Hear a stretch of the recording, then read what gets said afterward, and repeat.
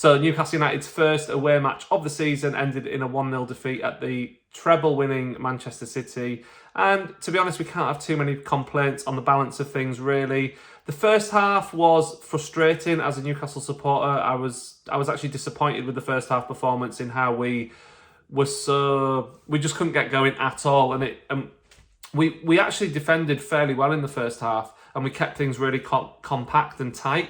But ultimately, we couldn't even get into the Man City half for most of the game, and I was surprised at that because I really thought going into the game that we would give it a go and we would cause them a few issues as well. But we kind of let them dictate the play. Now I say that obviously with playing Man City, you've got to understand that they will do what they want to do to you essentially. But it was frustrating that we couldn't impose ourselves on the game in a better way, and I think our midfield trio, Tonali, Joe Linton, and Bruno, ultimately, in the first half, they weren't effective as a unit, and that was frustrating to see.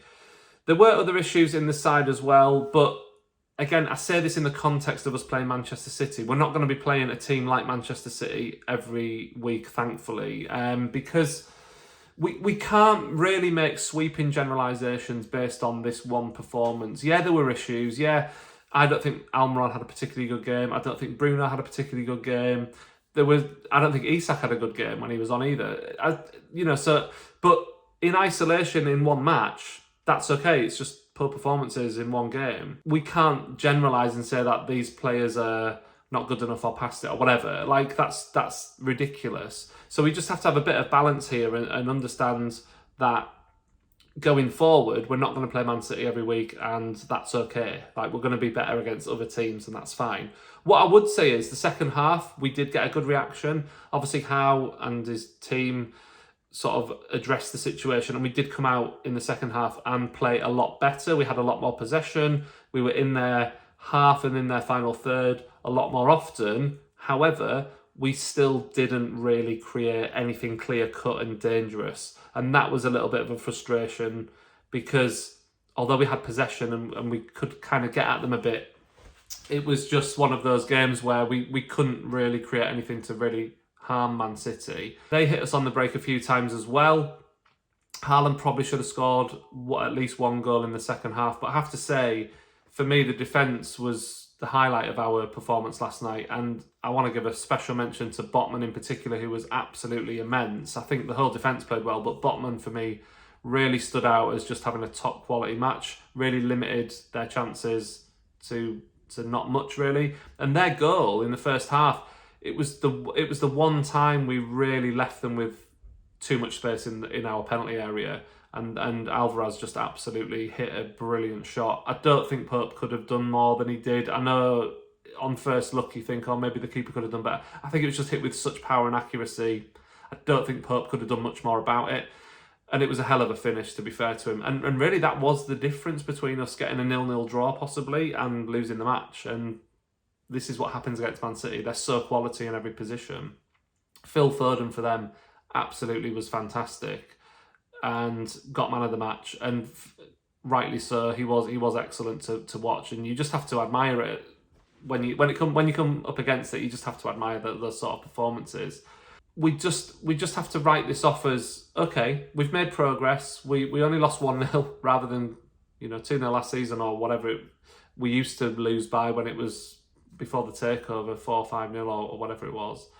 So we are going in the right directions. Man City are where we want to be, but we're not there yet, and that's okay. But we're on a journey to do that. If you think 2 years ago, pretty much exactly 2 years ago, we were, really struggling, bottom of the league, not performing, and the squad looked a lot different to what it does now.